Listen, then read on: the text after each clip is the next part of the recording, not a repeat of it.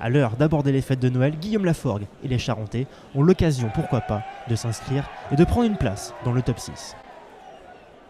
D'entrée, Massy ne s'embarrasse pas et joue au pied. Soyons Angoulême lui répond du tac au tac, et après un round d'observation, les Charentais prennent l'ascendant dans la conquête. Massy essaye de résister, mais est souvent sanctionné. Soyons Angoulême est patient, alterne les phases de jeu, et c'est notamment Adrien Ayestaran dans tous les bons coups qui dynamite le jeu collectif charentais. Massy est contraint de reculer et va finir par craquer. Emmené au sol, Antoine Roger libère le ballon pour Ayestaran. Laforgue sert Wilson qui lance sur orbite l'Edu Amao qui va inscrire le premier essai de la journée.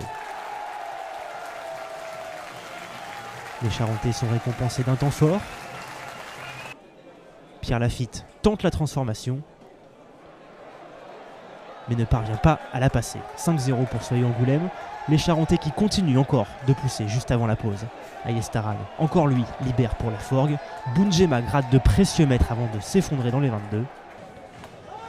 Soyons Angoulême continue de progresser et va finalement décider de prendre les points au pied pour creuser l'écart au tableau d'affichage.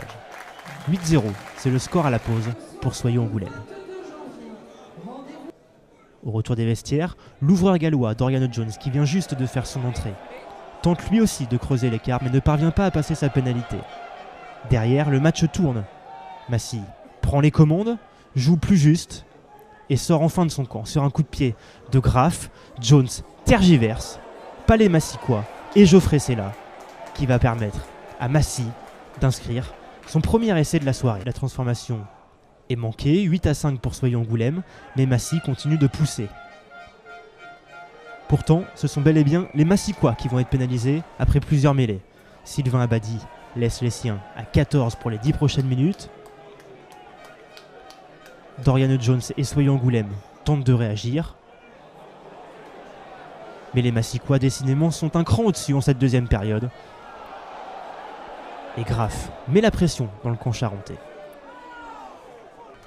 En infériorité numérique, Massy est loin de déposer les armes et continue encore de pousser. Soyons Angoulême recule, se voit pénalisé et Johannes Graff permet à Massy d'égaliser. La fin de rencontre est tendue, les deux équipes cherchent l'erreur de l'adversaire et c'est finalement Graff qui crée l'erreur du côté de Massy. Anthony Coletta pense inscrire l'essai de la gagne pour Soyons Angoulême. Les remplaçants et l'ensemble des joueurs savourent l'essai.